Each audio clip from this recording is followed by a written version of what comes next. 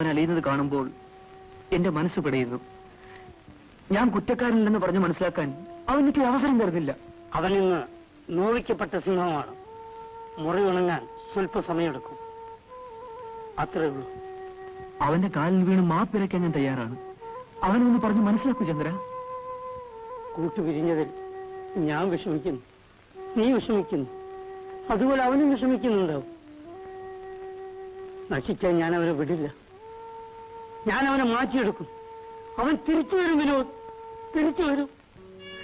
Please, give me 10 grams. I shall make the payment. No, you owe more than $500. Please, I just can't sleep. No. I'm getting mad. No. Please, at least 1 gram. Please. No. Please give me one franc. Please, sorry. Please, Sorry. just give me 1 franc. Very sorry. Hey, just forget it. എരക്കാൻ തുടങ്ങിയല്ലേ? നീ ഇത്ര അതപ്പൊളിച്ചു പോയില്ലടാ. നിനക്കവിടെ നമ്മൾ മൂവരിലും വെച്ച് ഏറ്റവും അന്തസ്സുള്ളവൻ നീയായിരുന്നു. നിന്നെ ഈ നിലയിൽ എനിക്ക് കാണേണ്ടി വന്നല്ലോ. പിന്നെ പോയി വാങ്ങിച്ച് സുഖിക്ക് നശിക്കുക. മാപ്പെന്ന 2 അക്ഷരം നിനക്ക് ഓർമ്മയുണ്ടായിരുന്നെങ്കിൽ നമ്മൾ മൂവരും പിരിയേണ്ടി വരില്ലായിരുന്നു. നീ ഇത്ര അതപ്പതിക്കില്ലായിരുന്നു. എടാ, ഇനിയെങ്കിലും ഇതൊന്ന് നിർത്തടാ, ഒന്ന് നിർത്ത്. വേണ്ട വേണ്ട.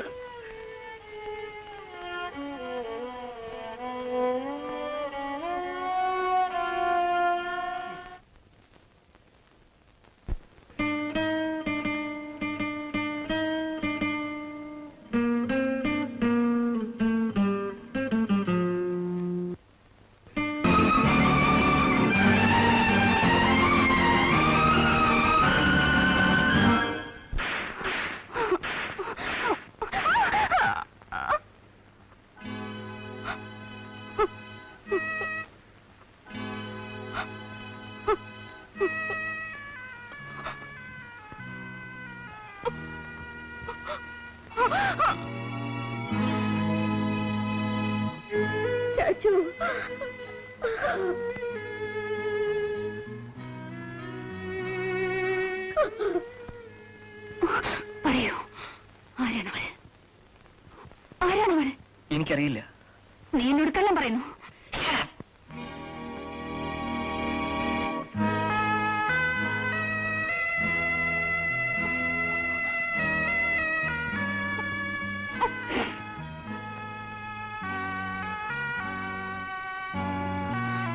നിൽക്കൂ. നീ എന്തിനാണ് എന്റെ അനിലിനെ നിഴൽ പോലെ പിന്തുടരുന്നത്? പറയൂ. അതിനു മുൻപ് എനിക്കൊന്നറിയണം. നീയും അവനും തമ്മിലുള്ള ബന്ധം? സ്ത്രീയും പുരുഷനും തമ്മിലുള്ള ബന്ധം. ഇനി പറ, നിങ്ങളും അവനും തമ്മിലുള്ള ബന്ധം? സഹോദര ബന്ധം. അങ്ങനെയൊരു ബന്ധമുണ്ടെന്ന് അറിയില്ലല്ലേ?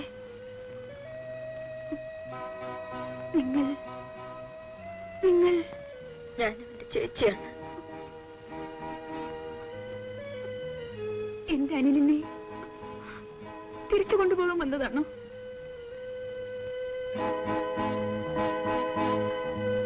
അതെ.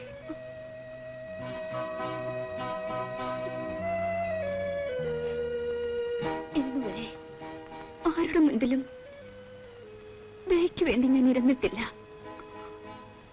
ഇന്ന് നിങ്ങളുടെ മുൻപിൽ ഞാൻ ഇരക്കുന്നു. എന്റെ അനിലിനെ എന്നിൽ നിന്നും പിരിക്കരുത്. പിരിക്കരുതെന്ന് പറഞ്ഞല്ലോ, സ്നേഹിക്കുന്നെന്നും പറഞ്ഞല്ലോ. സ്നേഹിക്കുന്ന പുരുഷനെ മയക്കുമരുന്ന് കൊടുത്ത് നശിപ്പിക്കുന്നത് ശരിയാണോ? ഞാൻ പരിചയപ്പെടുമ്പോഴേ അനിലൊരു ഡ്രഗ് ആയിരുന്നു. അടുത്തപ്പോൾ, സ്നേഹിച്ചപ്പോൾ അത് മാറ്റണം നിനക്ക് തോന്നിയില്ലേ? തോന്നി. പക്ഷേ ശ്രമിച്ചാൽ അനിൽ എനിക്ക് നഷ്ടപ്പെടുമോ എന്ന് ഞാൻ ഭയന്നു. സ്നേഹത്തിന്റെ സ്വാർത്ഥത അല്ലേ? അതെ. Appreciate it. താങ്ക്സ്. വെറും ഒരു താങ്ക്സിൽ മാത്രം എല്ലാം ഒതുക്കിക്കളയാമെന്ന് കരുതരുത്. അവന്റെ ജീവിതം ആർക്കും പന്താടാനുള്ളതല്ല. Okay. I place 2 propositions before you. Tell me. 1. മയക്കുമരുന്നുകളുടെ പിടിയിൽ നിന്നും അവനെ രക്ഷിച്ച് നിന്റെ ജീവിത പങ്കാളിയാക്കുകയാണെങ്കിൽ ഒരെതിർപ്പുമില്ലാതെ ഞാൻ പിന്മാറാം. 2. അത് നിനക്ക് സാധിക്കില്ലെങ്കിൽ എന്റെ സഹോദരൻ രാജുവിന്റെ ജീവിതം രക്ഷിക്കേണ്ടത് എന്റെ കടമയാണ്. ഞാൻ അവനെ കൊണ്ടുപോകും.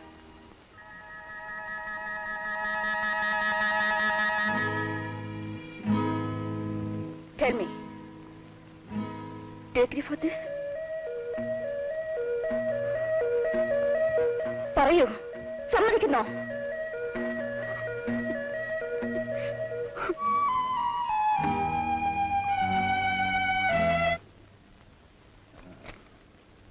$22 lakhs profit. Not bad. Not bad. Cash in hand. Excuse me? Yeah. I need $1,000.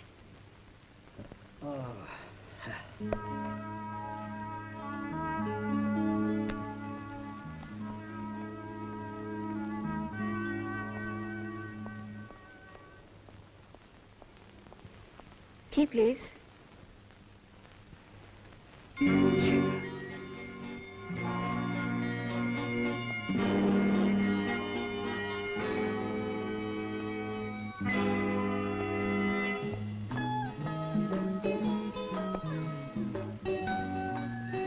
Shekhar, look.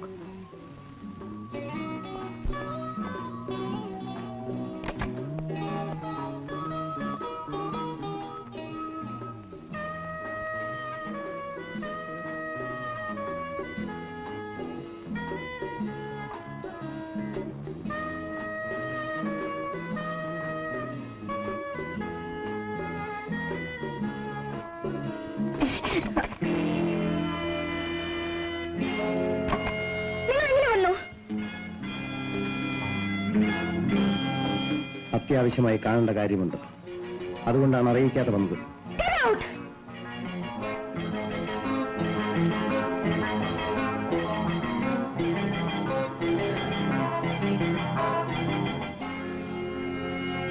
ഒരിടം വരെ പോകാനുണ്ട്. വേഗം ഡ്രസ് ചെയ്യും. ആദ്യം നിങ്ങൾ ഇവിടെ നിന്ന് പുറത്തു പോകണം. നിങ്ങളെയും കൊണ്ടേ എനിക്ക് പോകാനൊക്കെ. ഡ്രസ് ചെയ്യും. എവിടേക്ക്? അത് പിന്നീട് പറയാം. ഡ്രസ് ചെയ്യൂ.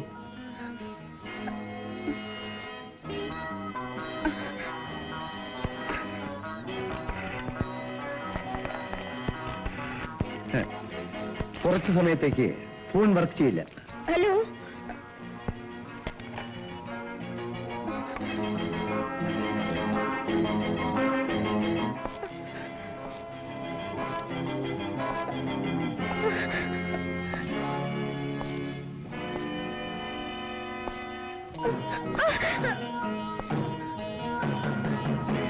സമയം കളയണ്ട.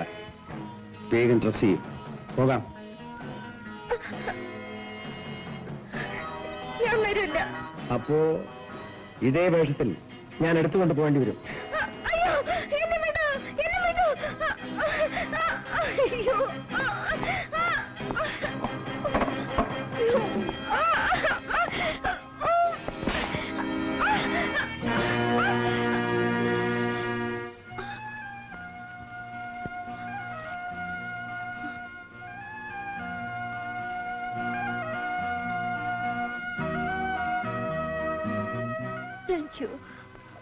Thank you very much.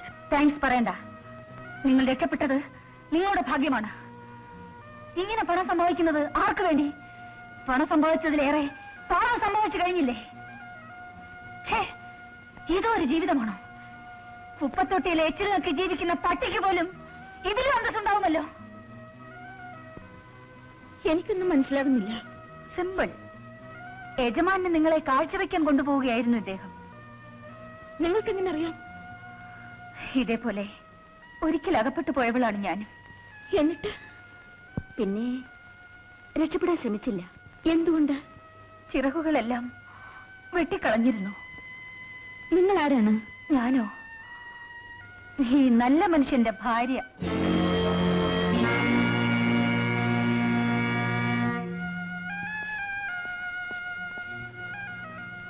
എന്റെ അനിയനെ പിരിഞ്ഞ് ജീവിക്കാൻ കഴിയില്ലെന്നല്ലേ പറഞ്ഞത്? ഇപ്പോൾ പറയുന്നു ആ പോയ മനുഷ്യന്റെ ഭാര്യയാണെന്ന്. നിങ്ങൾ പറയുന്നതിന്റെ അർത്ഥം എനിക്ക് മനസ്സിലാകുന്നില്ല. അർത്ഥം മനസ്സിലാകണമെങ്കിൽ എന്റെ കഥ ആദ്യം തൊട്ടേ ഞാൻ പറയേണ്ടി വരും. കേൾക്കാൻ ക്ഷമയുണ്ടോ? തീർച്ചയായും.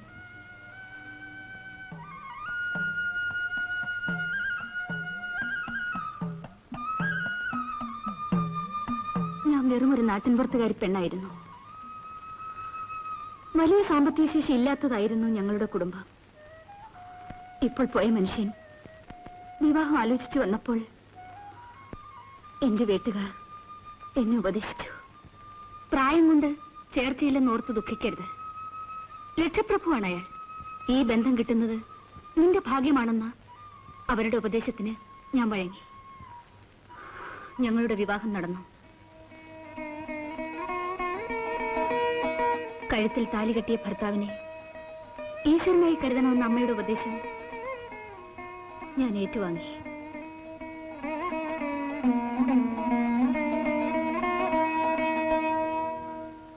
നല്ലൊരു ഭർത്താവിനെ എനിക്ക് തന്നതിന് ഞാൻ ഈശ്വരനോട് നന്ദി പറഞ്ഞു.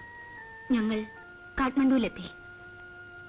അദ്ദേഹത്തിന്റെ ബോസും എല്ലാമായിരുന്ന സീക്കയെ പരിചയപ്പെടുത്താമെന്ന് പറഞ്ഞ് അയാളുടെ അടുത്തേക്ക് കൂട്ടിക്കൊണ്ടുപോയി. ഓ, ബ്യൂട്ടിഫുൾ, ബ്യൂട്ടിഫുൾ. നമുക്കെല്ലാം തരും ദൈവമാണ്. ദൈവമാണെന്ന് മാത്രം കരുതിയാൽ മതി. എവിടെ പോകുന്നു? ഞാനും വരാം.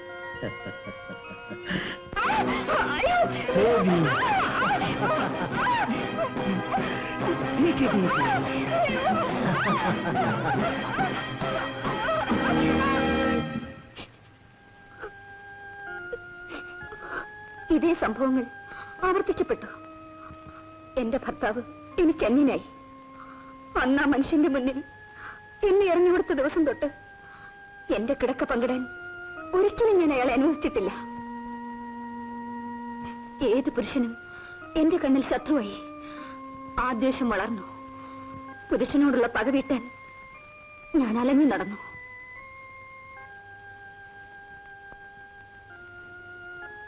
ആ ഇടയ്ക്കാണ് ഞാൻ അനിലിനെ കണ്ടുമുട്ടിയത്.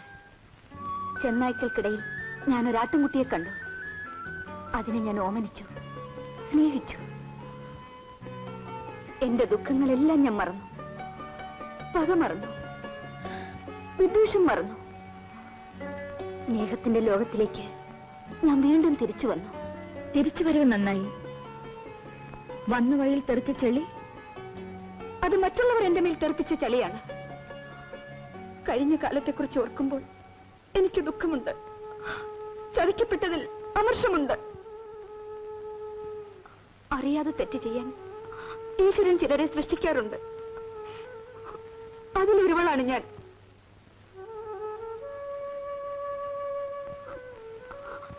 അനിയനെ ചതിക്കാൻ കൂടെ ചേർന്നവളാണ് ഞാനെന്ന് തോന്നുന്നുണ്ടെങ്കിൽ ശിക്ഷ തന്നോളൂ.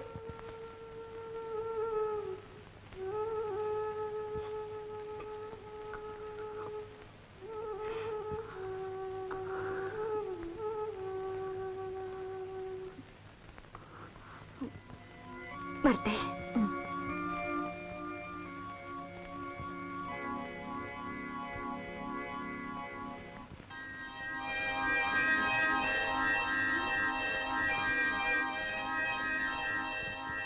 Where is she? She escaped. What? Forgive me, sir. I can't do this job anymore. Allow me to go back to my country. So that's it. Knowing all about me, you want to go away from me, huh? Get that girl here. You hear me? Get out! Out!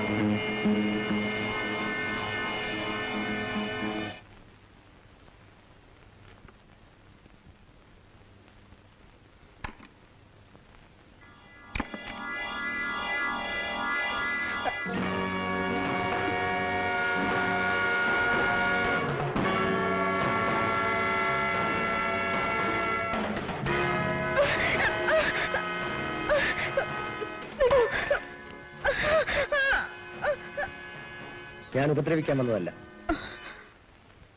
ഉപദേശം തരാൻ വന്നതാണ്. കഴിയും വേഗം ഈ നാട്ടിൽ നിന്ന് രക്ഷപ്പെട്ടോളൂ. ഇല്ലെങ്കിൽ എന്റെ മുതലാളി നിങ്ങൾ നശിപ്പിക്കും. Just A minute. ഉപദേശത്തിന് നന്ദി. ഇപ്പോഴെങ്കിലും നിങ്ങൾക്ക് സൽബുദ്ധി തോന്നിയതിൽ എനിക്ക് സന്തോഷമുണ്ട്.